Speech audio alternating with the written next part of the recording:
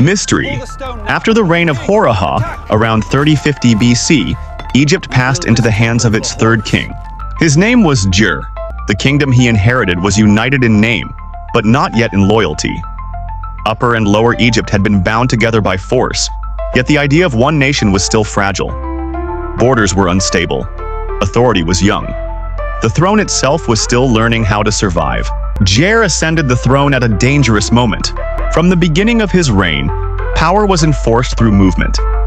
Early inscriptions carved on ivory labels and stone vessels record military expeditions into the Sinai Peninsula, control missions toward Lower Nubia, and armed presence along Egypt's eastern frontier. These were not ceremonial journeys. They were violent assertions meant to keep Egypt from tearing itself apart. But conquest alone did not define Djer. What made him unforgettable was death. When Djer died around 3000 BC, he was buried in Abydos. His tomb became one of the most disturbing sights in Egyptian history. Around his burial chamber, archaeologists discovered hundreds of subsidiary graves.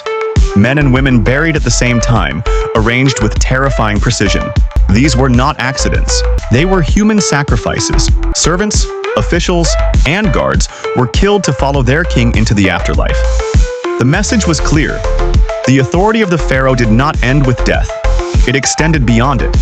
And then something unprecedented happened. Centuries later, Egyptians no longer remembered Djer as a man. They remembered him as Osiris. By the Middle Kingdom, Djer's tomb at Abydos was believed to be the burial place of Osiris himself, the god of death, resurrection, and eternal judgment.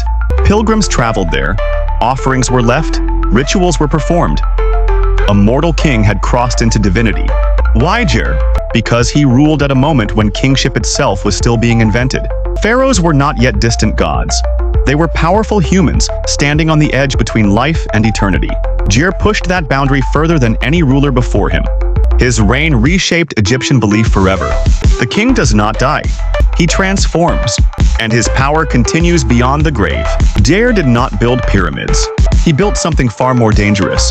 He built the idea of the eternal pharaoh. And if you want to keep uncovering the hidden truth behind Egypt's forgotten kings, subscribe and support this series with a like, so these stories can continue. Next, the pharaoh who ended human sacrifice and ruled Egypt through fear instead.